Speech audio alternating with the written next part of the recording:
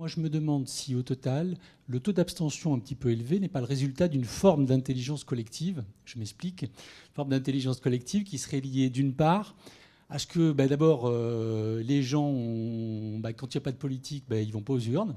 En d'autres termes, quand il n'y a pas de programme, quand il n'y a pas de logos, quand il n'y a pas d'idées, quand il n'y a pas d'opposition sur le fond, évidemment, ça ne les intéresse pas. C'est le premier élément. Le deuxième élément, c'est que, au fond, peut-être que collectivement, les gens ont anticipé rationnellement le fait qu'ils étaient tous fortement attachés à la démocratie et qu'ils avaient fait une sorte de pacte commun autour de l'idée de partager les pouvoirs entre des sensibilités différentes.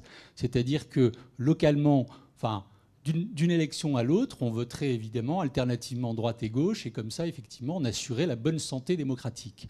Troisième élément peut-être de l'intelligence collective que j'ai envie de dire, c'est que, au fond, peut-être les gens ont le sentiment aussi qu'avec les marges de manœuvre qui se réduisent des hommes politiques, il faudrait, au fond, faire de la sensibilité libérale au sommet de l'État, là où, au fond, les marges sont les plus restreintes, et puis faire du social de proximité, parce que c'est là où on en fait le mieux.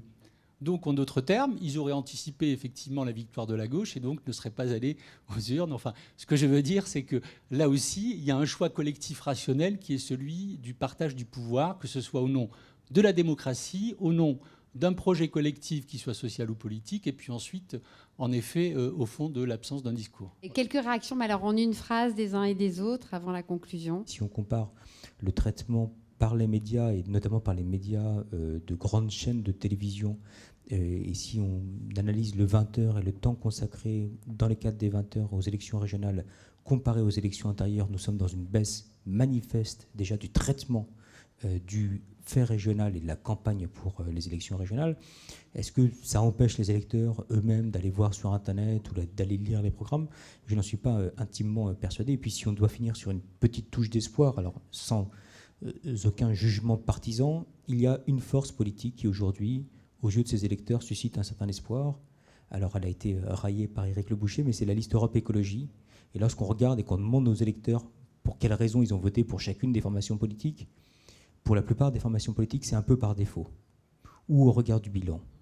La seule formation politique pour laquelle les électeurs ont voté, plus d'1 sur 2, au regard du projet politique auquel ils voulaient croire, c'est la liste Europe Écologie. Donc il y a aujourd'hui dans l'opinion une petite perception qu'un espoir peut être né, en tout cas autour de cette formation politique. Moi, je pense qu'on est dans une période où commence à se recomposer l'idée d'opposition entre gauche et droite.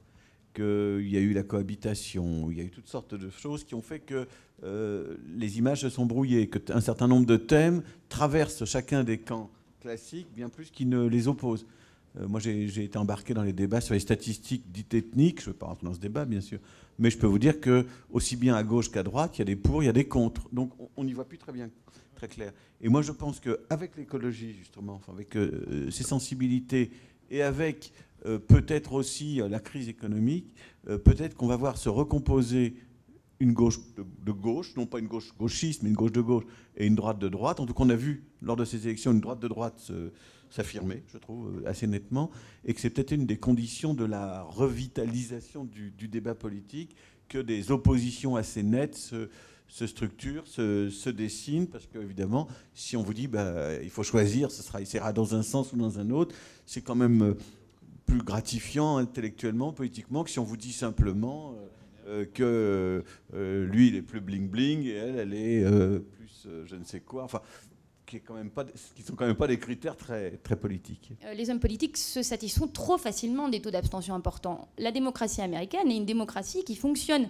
avec des taux d'abstention équivalents à ceux de nos dernières régionales depuis des décennies. Les élections des mid-terms, c'est pas plus de participation que nos dernières régionales, et on s'en satisfait tout à fait. Ça, je crois que c'est important de ramener la question de l'abstention au centre du débat.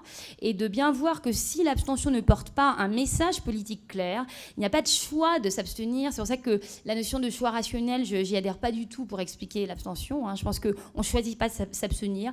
Ça renvoie à des formes d'indifférentisme négatif. On a une appréhension négative des hommes politiques, mais en même temps, on est surtout coupé. On ne s'y intéresse pas. La campagne, c'est quelque chose qui est complètement étranger, qu'on ne suit pas du tout. Donc, il n'y a pas de choix derrière, il n'y a pas de stratégie, il n'y a pas vraiment de prise de parole politique à travers l'abstention, mais ça ne signifie pas pour autant qu'elle n'a pas de sens et qu'elle ne nous dit pas beaucoup de choses, justement, sur la distance de tout un tas de catégories de la population prise à l'égard de la politique et en particulier à l'égard du vote, qui est pourtant la seule pratique politique qu'on est en mesure d'espérer pouvoir adopter par le plus de monde possible. Parce que si on regarde toutes les autres formes d'engagement politique, on est dans des pourcentages bien plus faibles encore que ceux de notre abstention. Merci à tous et je crois que la prochaine fois c'est en mai sur la finance. Alors on s'est dit, est-ce qu'on met l'islam dans la finance ou la finance dans l'islam, ou la religion dans la finance ou la finance dans la religion, ou la morale dans la finance, enfin on verra bien, mais c'est en mai et merci à tous.